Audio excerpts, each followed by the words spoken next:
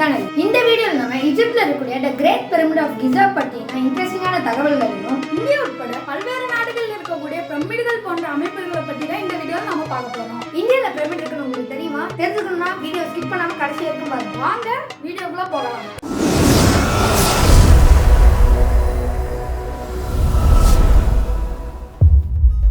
பிரமிட்னு சொன்னாலே நமக்கு நினைவுக்கு வருது ஈஜிப்ட். இதுக்கு முக்கியமான காரணம் இங்க இருக்கிற தி கிரேட் பிரமிட் ஆஃப் கிசா தான். இது உலக அதிசயங்கள்ல ஒன்னா இருக்கிறதுனாலையும் இதை பத்தின ஆராய்ச்சிகள் மட்டுமே பெரிய அளவுல வெளியே தெரிவதாலையும் ஈஜிப்ட்ல மட்டும்தான் பிரமிடுகள் இருக்குன்னு பல பேர் நம்பிட்டு இருக்காங்க. ஆனா உண்மையிலுமே இதுவரைக்கும் 5000க்கும் மேற்பட்ட பிரமிடுகள் உலகத்தின் பல்வேறு நாடுகள்ல இருந்து கண்டுபிடிச்சிருக்காங்க. உலகம் முழுக்க இருக்க பிரமிடுகள் எல்லாமே கீசாவில் இருக்கக்கூடிய பிரமிட் வடிவத்துல தான் இருக்குன்னு நாம நினைக்கிறோம். முதலாவதா கீசால இருக்கிற மாதிரியான சாதாரண பிரமிட் வடிவம், இரண்டாவதா மேற்பகுதி தட்டையா இருக்கக்கூடிய பிளாட் டாப்டு பிரமிட் வடிவம், மூன்றாவதா மலை வடிவத்தில் இருக்கக்கூடிய மவுண்டைன் ஹில் பிரமிட் வடிவம், நான்காவதா மேற்பகுதி வளைந்து இருக்கக்கூடிய மவுண்ட் பிரமிட் வடிவம். இந்த மாதிரி பல வகையான பிரமிடுகள் இதுவரைக்கும் உலகம் முழுக்க கண்டுபிடிச்சிருக்காங்க. இதுவரைக்கும் உலகத்திலே சூடான்ல தான் கிட்டத்தட்ட 220க்கும் அதிகமான பிரமிடுகள் இருக்கிறதா கணக்கிடப்பட்டுள்ளது. இது ஈஜிப்தில் இருக்கும் பிரமிடுகளின் எண்ணிக்கையை விட மிக அதிகம். அடுத்ததா மெக்சிகோல புகழ்பெற்ற மாயன் இனத்தவர்களால் கட்டப்பட்டுள்ள 100க்கும் மேற்பட்ட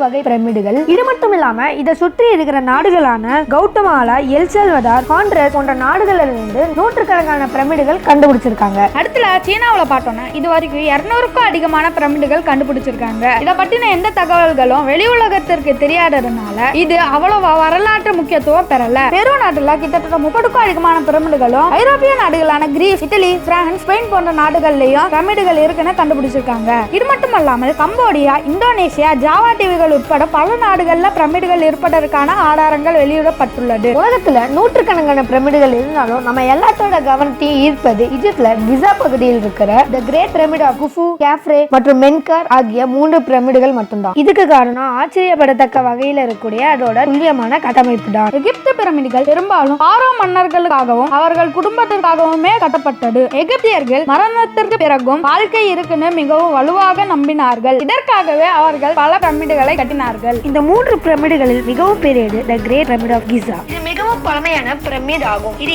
7 உலக அதிசயங்களில் ஒன்றாகும். இது 8வது பாரோ மன்னன் குஃபுவிற்காக கிமு 2580 முதல் 2560 வரை கட்டப்பட்டது. தி கிரேட் பிரமிட் ஆஃப் கிசாவை கட்டுவதற்கு 23 லட்சம் கற்கள் பயன்படுத்தப்பட்டிருக்கு. அவை ஒவ்வொன்றும் 2000 கிலோ முதல் 30,000 கிலோ வரை எடை கொண்டதாகவும் சில கற்கள் 50,000 கிலோ வரை எடை கொண்டதாகவும் இருக்கு. கிசா பிரமிடின் அளவை பொறுத்தவரை அதன் அசல் உயரம் 481 அடி எனவும் 3800 ஆண்டுகளாக ஏற்பட்ட இயற்கை சீற்றங்கள் காரணமாக தற்போது அதன் உயரம் 455 அடி எனவும் கணக்கிடப்பட்டுள்ளது. கிரேட் பிரமிட் 13 ஏக்கர் நிலப்பரப்பில் பரவியுள்ளது. இது கிட்டத்தட்ட 10 கால்பந்து மைதானங்களுக்கு இடமளிக்கும் அளவுக்கு பெரியது. பிரமிடின் உச்சியை அடைய 203 படிகள் ஏற வேண்டும். பிரமிட் கட்டப்படும் போது முழு அமைப்பும் உரைக்கற்கள் எனப்படும் சுண்ணாம்பு கற்களால் மூடப்பட்டிருந்தது. உரைக்கற்கள் மிகவும் பளபளப்பாக இருந்தது. இவை சூரிய ஒளியை பிரதிபலிக்கும் வகையில் அமைக்கப்பட்டிருந்தது. இதனால் தி கிரேட் பிரமிடை எகிப்தியர்கள் இகேத் என்று அழைத்தனர். இதன் பொருள் புகழ்பெற்ற ஒளி என்பதாகும். இன்னொரு குழப்பமான உண்மை என்னன்னா தி கிரேட் பிரமிட் தரையிலிருந்து பார்த்தா 4 பக்கங்கள் மட்டுமே கொண்டதாக இருக்கும். ஆனால் அது 8 பக்கங்கள் கொண்டுள்ளது என்னும் உண்மையை 1940ஆம் ஆண்டு வானில் பறந்து கொண்டிருந்த பி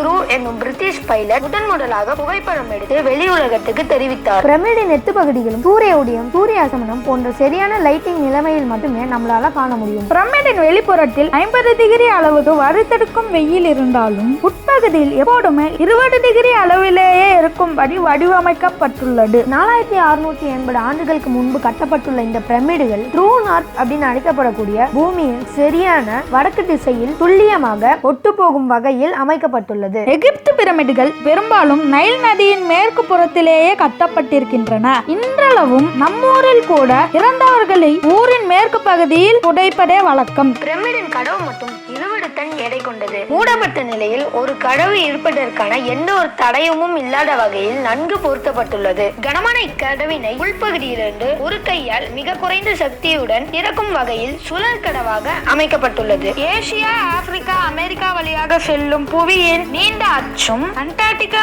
ஐரோப்பா, ஆப்பிரிக்கா வழியாக செல்லும் பூமியின் மெரிடியனும் சந்திக்கும் புள்ளியான பூமியின் புவியியல் மையத்தில் இந்த பிரமிடு கட்டப்பட்டுள்ளது என்பதே ஆச்சரிய தகவல். கிசா கிசா பிரமிட் வளாகத்தில் உள்ள 3 பிரமிடுகளும் ஓரியன் விண்மீனின் பெல்ட்டை உருவாக்கும் 3 நட்சத்திரங்களின் நிலைக்கு நேர்கோட்டில் கட்டப்பட்டுள்ளது. கிரேட் பிரமிட் ஆஃப் கிசா நம்ப முடியாத கணித, புவியியல், வானியல், அறிவியலை தன்னகத்தே கொண்டுள்ளது. சுற்றி 11 கிலோமீட்டர் தொலைவு மலைகளோ கற்களோ இல்லாத இந்த இடத்தில் ஒரு பக்கம் நைல் நதியும் ஒரு பக்கம் பாலைவனமும் உள்ள இந்த இடத்தில் இத்தனை லட்சம் கற்களை எங்கிருந்து எப்படி கொண்டு வந்தாங்க, எப்படி நகர்த்தி இருப்பாங்க, எப்படி கச்சிதமா காற்று கூட புகாட மாதிரி பொருத்தி இருப்பாங்க, எப்படி இவ்வளவு கற்களையும் எந்த ஒரு நவீன உபகரணம் இல்லாம 480 அடி உயரம் வரைக்கும் உயர்த்தி கொண்டு போயிருப்பாங்க அப்படிங்கிறது எல்லாமே மிகப்பெரிய ஆச்சரியம். இந்தியாவை பொறுத்தவரை நேரடியாக பிரமிட் வடிவத்தில் எந்த ஒரு அமைப்பும் இல்லைனாலும் தென்னகத்தில் அமைந்திருக்கும் தஞ்சாவூர் பெரிய கோவில், கங்கை கொண்ட சோழபுரம் உட்பட பல கோவில்கள் பிரமிட் சாயல்லையே வடிவமைக்கப்பட்டுள்ளது.